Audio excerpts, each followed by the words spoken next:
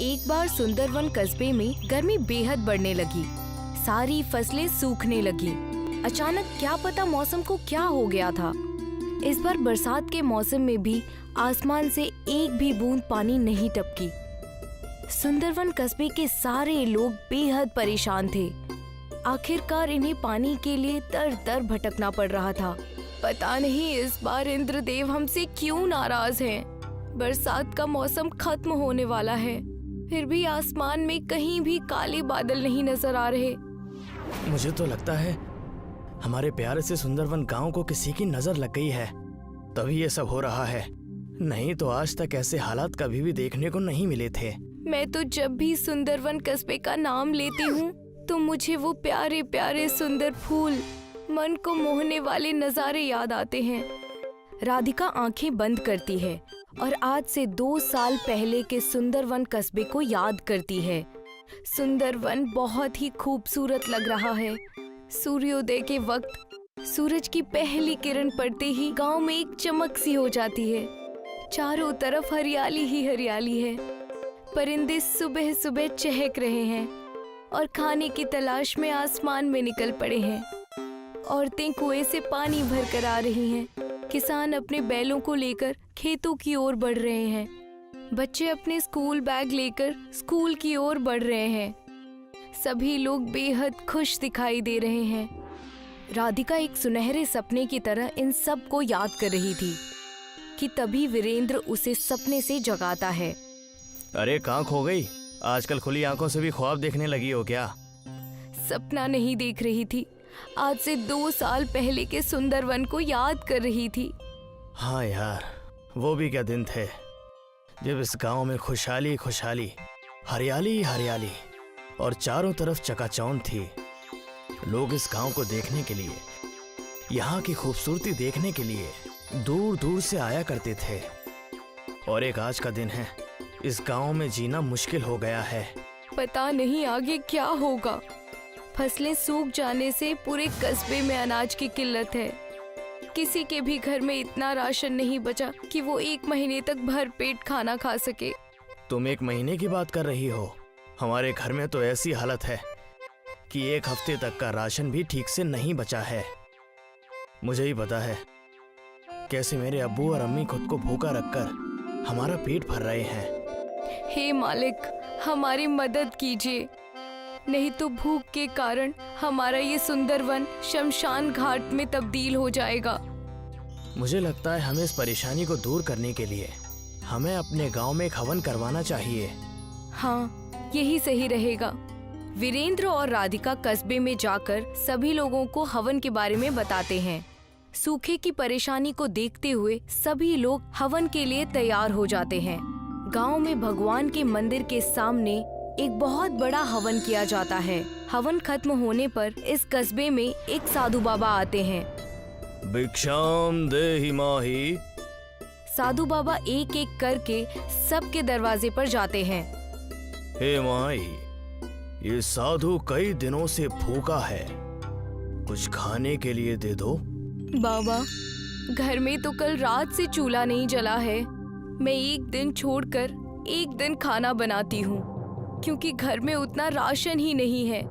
ये सुनकर साधु बाबा जैसे ही उस घर से निकलने लगते हैं, वो औरत उन साधु बाबा को आवाज लगाती है, रुक जाइए बाबा, आप मेरे घर से खाली हाथ नहीं जा सकते। और वो औरत घर में जो भी राशन बचा है वो साधु बाबा की झोली में डाल देती है। ऊपर वाला तुम्हारा ख्याल रखे और तुम्हारी सारी मुसीबतों को दूर करे। साधु उस औरत को ढेर सारी दुआएं देकर और भिक्षा लेकर वहाँ से दूसरे घर की ओर चले जाते हैं। साधु को एक कुटिया दिखाई देती है जिसमें एक खानदान खाना खा रहा होता है। भिक्षाम देहि। साधु की आवाज सुनकर खानदान का मुखिया बाहर आता है और उन्हें अपने हिस्से का खाना दे देता है। साधु उस मुखिया के हिस्से की 1 रोटी खाते हैं, पर उससे उनका पेट नहीं भरता। साधु के चेहरे पर खुशी न देखकर खानदान का मुखिया घर के अंदर जाता है और अपनी बीवी का खाना लाकर भी साधु बाबा को दे देता है। साधु बाबा ये 1 रोटी और खा लेते हैं, पर इससे भी उनका पेट नहीं भरता। हे नेक इंसान, तुमने ये अधूरा खाना खिलाकर मेरी भूख को और भी ज्यादा बढ़ा दिया है। ये लीजिए बाबा, आप मेरा भी खाना खा लीजिए। ये लीजिए साधु बाबा, आप मेरे हिस्से का भी खाना खा लीजिए और अपनी भूख मिटा लीजिए। साधु बाबा ये सारा खाना खा लेते हैं और इस खानदान की सेवा भक्ति को देखकर इन्हें ढेर सारी दुआएं देते हैं। हे नेक इंसान, मैं तुम्हारी इंसानियत और नेक दिली देखकर बहुत खुश हुआ और दंग रह गया हूँ। तुमने और तुम्हारे खानदान ने खुद को भूखा रखकर आज मेरा पेट भरा है। ऊपर वाला तुम्हारा ख्याल रखे, तुम्हारी सारी मुसीबतों को दूर करे। साधु बाबा इन्हें दुआएं देकर अगले दरवाजे की ओर बढ़ते हैं। ऐसा करते करते साधु बाबा पूरे सुंदरवन कस्बे में घूमते हैं और भिक्षा मांगते हैं। देखते ही देखते शाम हो जाती है और साधु बाबा उस गांव से चले जाते हैं। कस्बे के सभी लोगों के पास जो भी कुछ था वो सब कुछ उन्होंने साधु बाबा को दान में दे दिया। अब किसी के पास अगले दिन खाने के लिए एक निवाला भी नहीं बचा था। पर जैसे ही सुबह होती है और सूरज निकलता है तो सुंदरवन कस्बे के नजारे को देखकर सभी लोग हैरान रह जाते हैं, क्योंकि कस्बे के एक तरफ से पानी की नदी और दूसरी तरफ से चावल की नदी बहने लगी है। हाँ, ये तो सचमुच में ईश्वर की कृपा हो गई गांव पर। सभी कस्बे वालों ने एक नदी से पानी और दूसरी नदी से चावल लिए और कस्बे में एक बहुत बड़ी दावत रखी गई। विष्णु ने अपने समाज के बाहर शादी की थी, इसलिए उसे गांव से दूर रहने की सजा मिली थी। विष्णु अपर्णा अपनी बेटी पल्लवी के साथ खाड़ी के पास रहते थे। रोज सवेरे विष्णु मजदूरी के लिए दूसरे गांव निकल जाया करता। रास्ते में वो पल्लवी को उसके स्कूल छोड़ता था। यहाँ घर में अपर्णा अकेली रहती थी। घर का सारा काम करने के बाद भी उसके पास समय बचता था, इसलिए वो खाड़ी से मछलियाँ पकड़ती। रोज मछलियाँ पकड़ पकड़ कर अपर्णा इस काम में माहिर हो चुकी थी। अब वो अपने हाथ से ही मछलियाँ पकड़ सकती थी। ये हुई ना बात, आज तो मछली फ्राई बनाऊंगी। जो भी मछली अपर्णा खाड़ी में पकड़ती थी उसे वो घर ले जाकर साफ करके पकाया करती थी। खुशबू तो बहुत अच्छी आ रही है, उम्मीद है स्वाद भी अच्छा ही होगा। शाम को जब विष्णु और पल्लवी घर लौटते थे तो अपर्णा उन्हें खाने के साथ साथ मछली भी देती थी। चक्कर बताइए आज कैसी बनी है? अम्मी, इसमें चखना क्या है? आपने बनाई है तो जायकेदार ही होगी। अच्छा, ऐसी बात है? हाँ अम्मी, मैं जब आपके हाथ की बनी मच्छी अपने दोस्तों को खिलाती हूँ ना, तो वो लोग पूरा डिब्बा चट कर जाते हैं और फिर कहते हैं कि तेरी अम्मी बहुत अच्छी मछली बनाती है। अच्छी बात है। हाँ हाँ, मछली तो तुम बहुत ही लजीज बनाती हो पन्ना, इसमें कोई शक नहीं है। मछली से याद आया, मैं सोच रही हूँ कि मैं रोज ज्यादा मछलियाँ पकड़कर उन्हें बाजार में फरोख्त करूँ। इससे मुझे कुछ पैसे भी मिल जाएंगे। हाँ, बेच तो सकती हो, तुम्हें तो मछलियाँ पकड़ना भी आता है। हाँ, तो कल से ही काम की शुरुआत करती हूँ। अगले रोज अपर्णा ने कई सारी मछलियाँ पकड़ी और फिर उन्हें एक टोकरी में भरकर बाजार की तरफ रवाना हो गई। ताजी ताजी मछलियाँ आज की पकड़ी गई, बिल्कुल ताजी मछलियाँ। मीठे पानी की मछलियाँ है क्या? नहीं दीदी, खारे पानी की मछलियाँ हैं, खाड़ी की। नहीं नहीं, मुझे नहीं चाहिए। कई लोग अपर्णा के पास मछलियाँ देखने आए, लेकिन बहुत ही कम लोगों ने मछलियाँ खरीदी। ये देखकर अपर्णा गमगीन हो गई। कोई बात नहीं, आज का पहला दिन है, हो सकता है कि कुछ दिनों में मछलियों की फरोख्त अच्छी हो। अपर्णा ने खुद को दिलासा दिया और टोकरी लेकर घर की जानिब चल पड़ी। अगले रोज भी अपर्णा ने ताजी मछलियाँ पकड़ ली और उन्हें फरोख्त करने के लिए बाजार पहुँची। मछलियाँ ले लो, ताजी ताजी मछलियाँ। आज भी वही हाल था, मछलियाँ बिक ही नहीं रही थी। ऐसा कई रोज तक चलता रहा और फिर अपर्णा पूरी तरह निराश हो गई। वो मछलियों की भरी हुई टोकरी लेकर घर पहुंची। उदास होकर उसने खाना बनाया। विष्णु जब घर लौटा तो वो समझ चुका था कि उसकी बीवी का मूड खराब है। सोचा क्या बात था है अपर्णा? कि मछलियां फरोख्त करके कुछ पैसे कमाऊंगी, पर मेरी मछलियां तो कोई खरीदता ही नहीं। अरे मछलियों की बजाय अगर तुम अपना मछली भात बेचती तो सब खरीदते। आप भी ना मेरा मजाक उड़ा रहे हैं। अरे नहीं नहीं, मैं तुम्हारा मजाक क्यों उड़ाऊंगा, मैं तो हकीकत बता रहा हूँ। तुम जायकेदार मछली भात बनाती हो और मछलियाँ खुद ही पकड़ती हो, तो तुम कीमत भी कम रख सकती हो। एक बार सोच कर देखो। विष्णु ये बात बोलकर घर के बाहर चला गया और अपर्णा इस बात के बारे में सोचने लगी।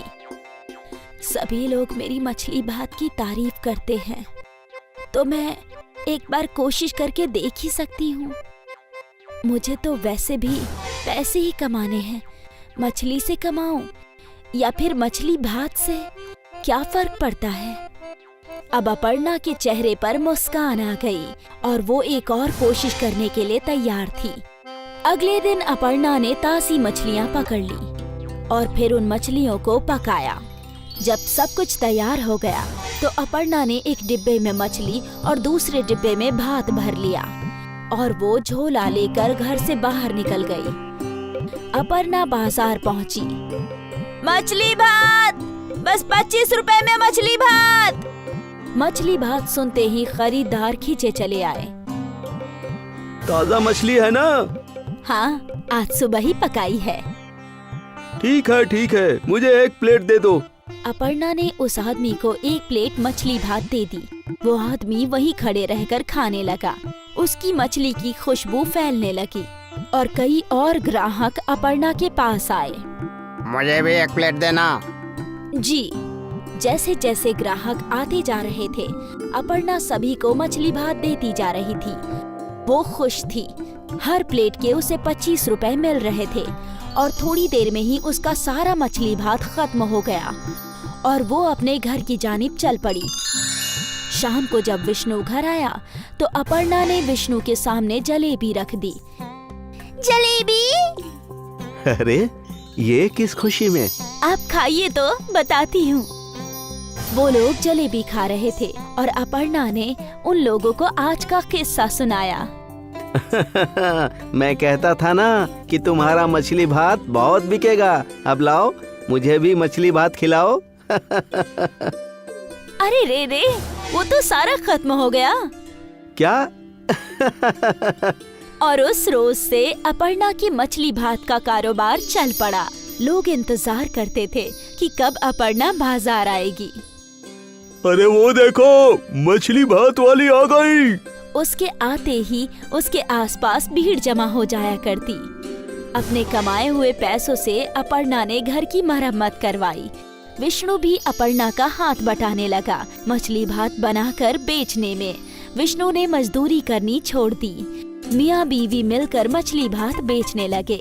बाजार में उनकी दुकान भी खुल गई थी। मछली भात का कारोबार चल पड़ा और थोड़ी ही दिनों में पूरे गांव में अपर्णा मछली भात वाली मशहूर हो गई। उसका पूरा परिवार इसी काम में उसका हाथ बटाने लगा। अब्दुल मियाँ के इंतकाल के बाद उनके तीनों बच्चे यतीम हो गए। अब उनके सर पर वालिद का साया नहीं था। अब क्या होगा? कैसे हमारा घर चलेगा? 2 जवान बेटियों की शादी करनी है। या अल्लाह, कुछ तो रहम कर। अम्मी, अब हमें ही बाहर जाकर काम करना होगा। लेकिन तू क्या काम कर सकती है? मुझे तो बस एक ही काम अच्छे से आता है, खाना बनाना। क्यों ना हम एक बिरयानी सेंटर खोल ले? लेकिन उसमें तो बहुत पैसे लगेंगे आपा। पैसों की फिक्र मत करो, मेरे ये गहने कब काम आएंगे। और बस एक बार सब ठीक हो जाए तो तुम तीनों इसे मिलकर छुड़ा लेना। लेकिन अम्मी, अब्बा ने ये आपके लिए खरीदे थे। बेटा, मेरी पहली जिम्मेदारी तुम सब हो। जेवर का क्या है, वो तो वापस मिल ही जाएंगे। ठीक है। शिफा ने अपनी अम्मी के जेवर ले लिए और उन्हें गिरवी रखकर उसे 20,000 रुपए मिले। उन पैसों से उन लोगों ने एक छोटा सा ठेला खरीद लिया और तीनों भाई बहन मिलकर उस ठेले पर काम करने लगे। ले लो गर्मा गर्म बिरयानी, जायका ऐसा कि उंगलियां चाटते रह जाओगे। ले लो गर्मा गर्म बिरयानी। कई लोगों ने उनके ठेले की बिरयानी चखी और सभी को वो बिरयानी अच्छी लगी। वाह, क्या बिरयानी है। हमने कभी इतनी लजीज बिरयानी नहीं खाई। हाँ हाँ, बहुत अच्छी बिरयानी है।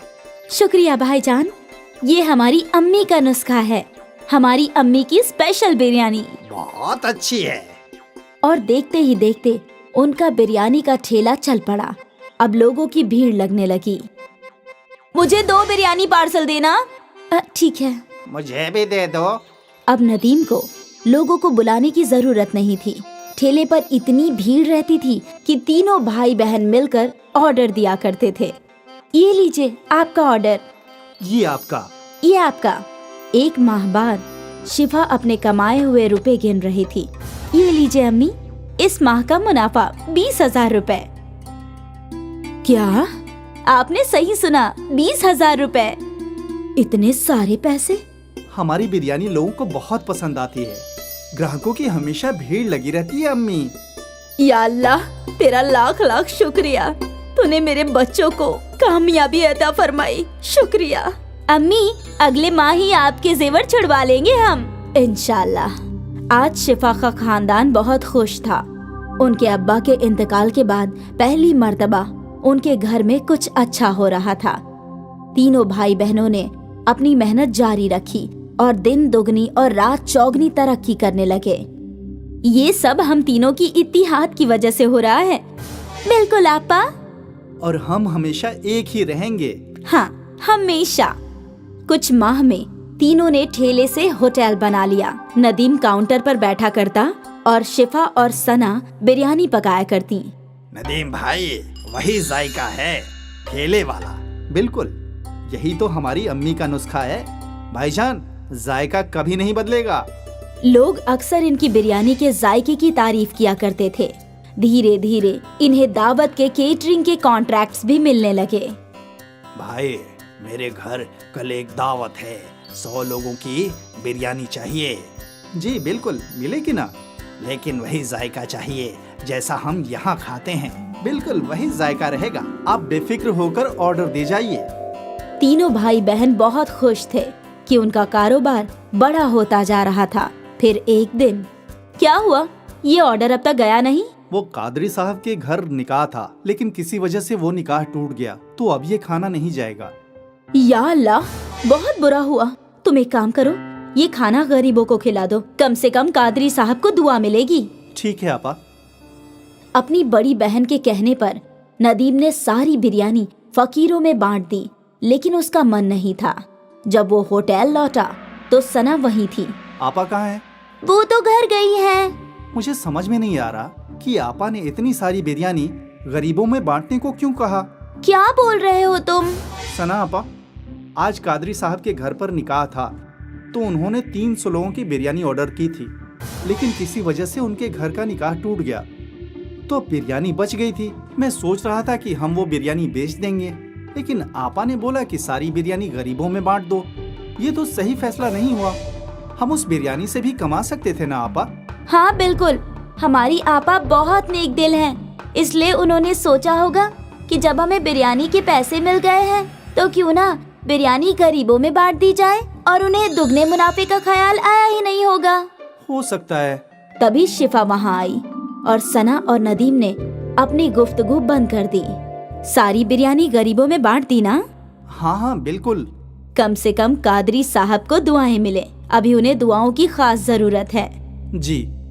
सना और नदीम अपनी बड़ी बहन के फैसले से मुत्ताफिक नहीं थे। खैर, उनका कारोबार चलता रहा। उन्हें और भी बड़े बड़े ऑर्डर्स मिले। उनका होटल भी अच्छा चल रहा था। फिर कुछ माह बाद एक और ऑर्डर कैंसिल हो गया। नदीम, अंसारी जी का ऑर्डर कैंसिल हो गया है, तुम ये सारी बिरयानी गरीबों में बांट दो। ठीक है आपा। नदीम ने हाँ तो बोल दिया, लेकिन उसका मन नहीं था। बड़ी बहन के घर जाने के बाद सना और नदीम बातें करने लगे। क्या हम ये बिरयानी बेच नहीं सकते? अभी तो रात के 10 बज गए हैं, अब शायद ही ग्राहक आएंगे। एक काम करते हैं, इसे अंदर रख देते हैं, कल पहले यही बिक जाएगा। हाँ हाँ, ये सही होगा। दोनों भाई बहन ने मिलकर वो बिरयानी छुपा दी। अगले दिन उन लोगों ने पहले वही बिरयानी बेची और वो दोनों बेहद खुश थे कि मुनाफा दुगना हो रहा है और शिफा इस बात से बेखबर थी। फिर क्या था, जब भी कोई ऑर्डर कैंसिल होता, अगले दिन वो बिरयानी सना और नदीम होटल में बेचा करते थे। ये सिलसिला काफी महीनों तक चलता रहा। एक दिन ये बासी बिरयानी एक रेगुलर कस्टमर के प्लेट में आई। नदीम भाई, कुछ तो गड़बड़ है, बिरयानी में वो जायका नहीं है। ऐसा कैसे हो सकता है भाईजान? हम तो हमेशा से वैसे ही बिरयानी बना रहे हैं। ठीक है। धीरे धीरे सारे कस्टमर्स को बिरयानी की गड़बड़ समझ आने लगी और उन्हें वो जायका पसंद नहीं आ रहा था। यकायक उनके होटल में ग्राहक कम हो गए। तभी शिफा सोच में डूब गई। यकायक ऐसा क्या हो गया? हमारे ग्राहक टूट क्यों रहे हैं? ऐसा चलता रहा तो कैसे चलेगा? नदीम को अपनी गलती समझ आई। वो अपनी आपा के सामने रोने लगा। मेरी गलती है, मैंने और सना आपा ने बासी बिरयानी ग्राहकों को खिलाई। क्या? नदीम ने अपनी आपा के सामने सारी गलती कबूल की। ये तूने क्या कर दिया?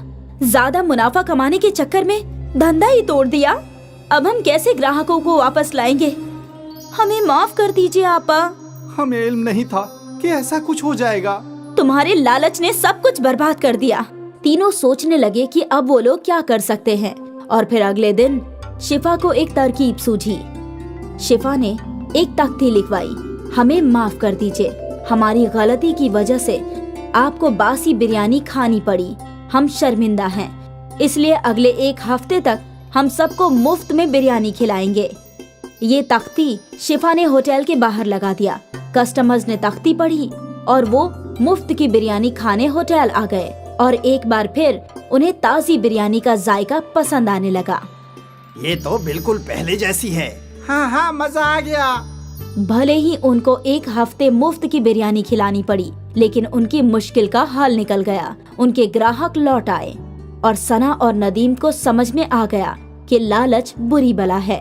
एक बार फिर अम्मी की बिरयानी चल पड़ी।